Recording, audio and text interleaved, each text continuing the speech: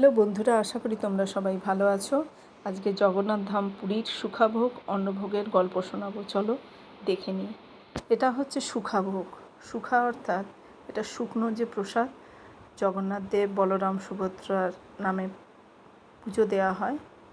এরকম তালপাতার ঝুড়ির মধ্যে প্রসাদটা ঠাকুরের কাছে ভোগ লাগানো হয়।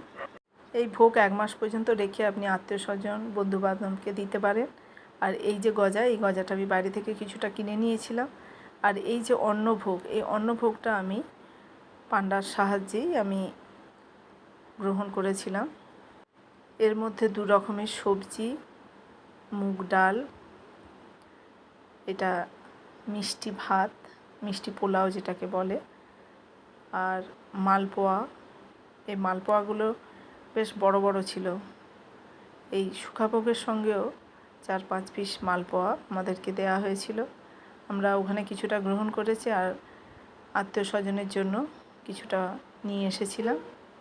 আর লাস্ট পাতে মিষ্টি মুখের জন্য ছিল এই ক্ষীর, যেটা খেতে খুব ভালো লাগবে। আর এটা হচ্ছে জগন্নাথ মন্দিরের রাত্রের দৃশ্য। মাটিতে বসেই অন্ন গ্রহণ করতে হয় কলা পাতার মধ্যে। এই কলা পাতাটা ওই অন্নভোগের সঙ্গেই দিয়ে দেওয়া হয়। এই অন্নের একটা দানাও বাইরে ফেলতে নেই, এমনকি মুখ ধোয়া জলটাও বাইরে না ফেলে খেয়ে নিতে হয়।